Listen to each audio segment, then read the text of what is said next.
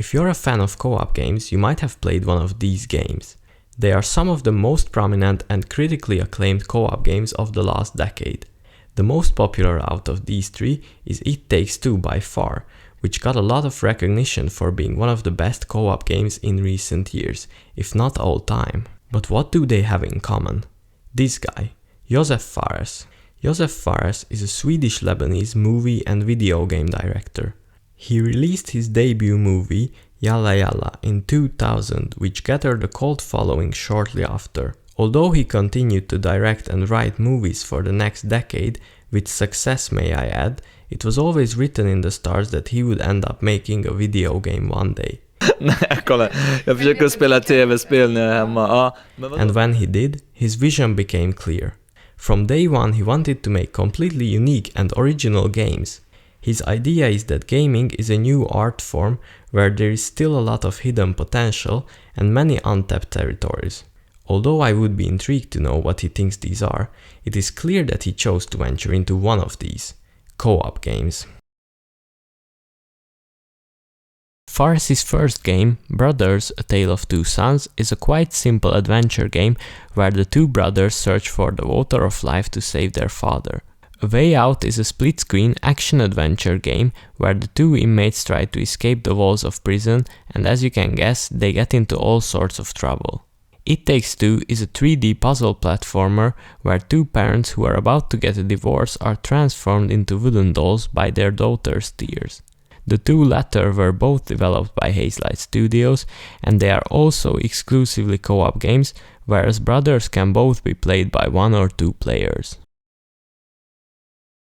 Games are rarely created with co-op in mind, and the fact that co-op is always just an afterthought or something extra to complement the single-player mode has really been holding the genre back. I don't mean to say that there aren't great games that have a really good co-op mode, but most of them are only fun because they are fun games even without player number 2.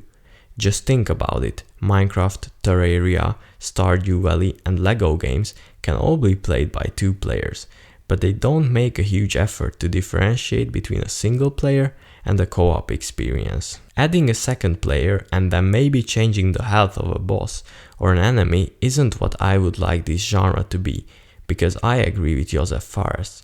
It has much more to offer. There are also some games that put more of their resources towards co-op than those previously mentioned. Portal 2 had a relatively famous co-op campaign in 2011. Portal 2 still didn't go all in, however, because it also had a single-player campaign which was still the main focus of the game. I don't think that game studios should stop making co-op modes for single-player games anytime soon, but this weird always the bridesmaid never the bride situation has to stop.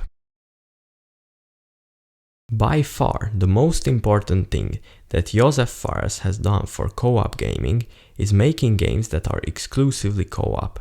It is worth mentioning that We Were Here was released with a purely co-op campaign in 2017, so more than a year before A Way Out. I still think that A Way Out and It Takes Two have had a larger impact because of their popularity. My point is that I believe Josef Fares was the person who contributed the most to this hopefully still ongoing paradigm shift regarding co-op games. Fares' games have been successful and won many awards, but I still hope that this is only the beginning for such co-op games and that one day we will see tweets or threads or X's or whatever they will be called saying It Takes Two had to walk so this new AAA co-op game could run. By supplying a new type of co-op game and showing players the possibilities, his games have increased the demand for such games, and I believe this will result in the genre growing. This is why he created these games. Fares says that co-op games just make sense. If movies are experienced by several people at the same time, why shouldn't video games be? Like experiencing story together, that's our true nature in a sense. Speaking from personal experience, I definitely wouldn't be on the hunt for more co-op games to play with my brother if it wasn't for his games. Something else that Josef Fares should be applauded for is creating 2 entirely separate main characters, and which one you play with can sometimes largely influence the way you experience the story or the gameplay. Regardless of which game you choose to play, I can guarantee that the only differences won't be whether the game calls you player 1 or 2, or whether you get the perfectly fine normal controller or the guest controller with Cheetos dust all over it. I think this contrast between the two characters is most prominent in A Way Out, because it is after all the game with the most well-developed story. The two inmates both have separate origin stories, opposed to the two brothers and the married couple who have shared mostly the same experiences up until we meet them. I won't elaborate on this any further because I don't want to spoil anything. I think it's best if everyone gets to explore A Way Out's story for themselves. I will, however, talk about some of my favorite two-player game mechanics and gameplay choices made by Josef Fares. It Takes Two is full of interesting co-op mechanics and complex puzzles that complement them. For example, in the second chapter of It Takes Two, the players are given two different tools. One of them gets a gun that shoots blobs of tree sap, and the other gets a flamethrower that can make the tree sap explode. With these two weapons combined, they have to get through various obstacles and enemies. This may not sound that crazy, but it's so fun once you actually play it. The amount of creativity that goes into these games, especially It Takes Two, is unbelievable. It Takes Two even has a talking book. Whoa, wait a minute. What, are we dying now? Not you, but your relationship. You mean relationship with a P? No, relation shit, as in shit like caca. You need to rebuild your relationship into a relationship.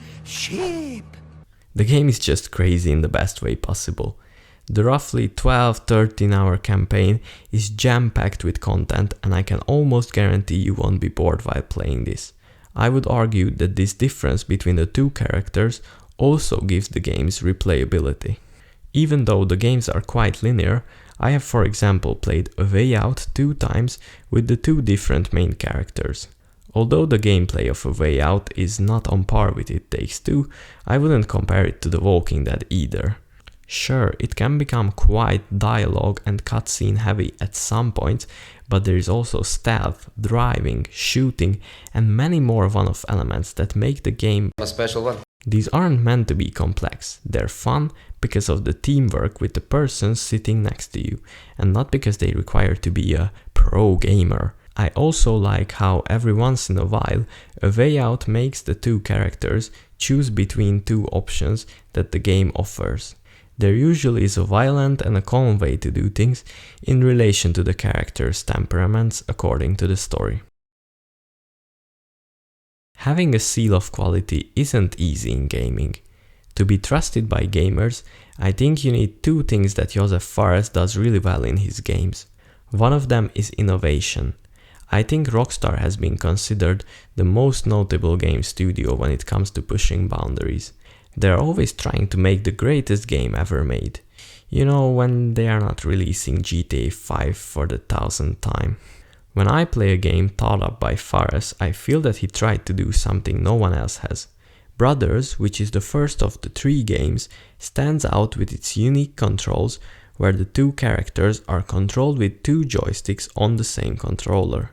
Although this does limit the game's complexity compared to the two subsequent titles, I still respect this brave design choice. This is also brilliant from the perspective of a smaller indie game because it allows both single player and co-op without any adjustments to the controls. A Way Out was also pretty risky because it was the first truly solely co-op game. Remember that this is still a high budget game compared to something like Brothers, and that it could have easily been a flop if people didn't latch on to the idea. They asked the question, like, if you do a co-op only, you will lose the market. I'm like, I don't care. This is what it's going to be. It will not change. This is insane. If the whole world tell me your game is shit, I'll tell them, no, it's not. Right. That's how much I believe in it. Okay. All right? I'm telling you, like, if you play the game from the beginning to the end, and you see what it is, it's impossible you don't like it. Okay. Impossible. He's just a confident guy who is sure that he's making something valuable even when others don't see that. On a side note, it is quite surprising that EA chose to support this game. Their profile is usually not originality. Every once in a while, however, they support a Swedish indie game, which is unexpected to say the least, but I'm happy to see that EA isn't completely soulless. I find it harder to pinpoint exactly how It Takes Two is innovative. I would say it is the mixing of genres. It Takes Two is the greatest co-op experience I've ever had, and it's just an all-around great game. I would also like to mention why Josef Fares wants to make games that feel fresh. In an interview, he makes a point that people focus too much on replayability, when in reality the problem is that games aren't being completed by players. I have never really thought about it that way, but it makes sense. Are we putting so much content and effort where we're not even finishing games? It's a huge problem. If we had a movie, if you had Avatar and 50% went out of the cinema, and everybody would be like, wow, 50% went out, that's good. That's a huge problem. That's insane. I mean, why are nobody... That's why he's not really reusing any elements in a game to ensure that the players don't get bored of the game. I think that great game studios have to have a certain brand identity, or in simpler terms, predictability. One of the ways to achieve this is by finding a niche where the game studio can become successful and then sticking to it.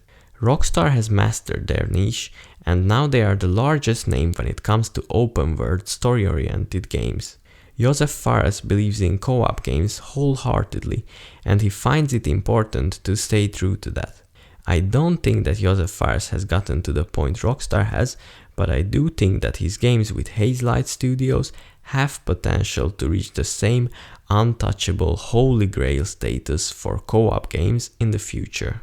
Recurring elements are used very well in these three games.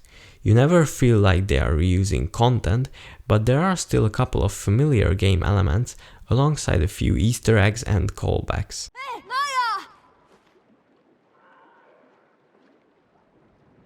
Hey, Nai!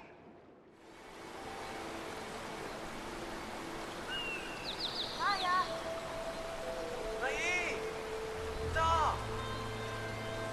Hey, Cozy! Over here! What are these? I've never seen them before. I gave them to Rose. They're from my favorite video game. Okay, can you swear here? Okay. The Oscars, you know? The Oscars! In my opinion, these are crucial for establishing a fan base. One of my favorites is the fact that you can always interact with your surroundings, and if you don't, you're probably missing out. There is always something extra for those that are willing to wander around a bit and press some buttons for a more immersive experience. I believe that Fares finds this very important because it seems like a very conscious choice to me in all three games. In Brothers, the main characters usually prank a random person or just sit down to appreciate the scenery. You can't really blame them for that, to be fair. In A Way Out, you can do much more than that. There are a bunch of minigames such as baseball, Connect 4, darts, and even balancing on a wheelchair. You can also talk to random people in the area and engage in conversations about their day-to-day lives, which helps the immersion. I don't want to be with you anymore. Come on, tell her she's making a big mistake breaking up with me. Is she?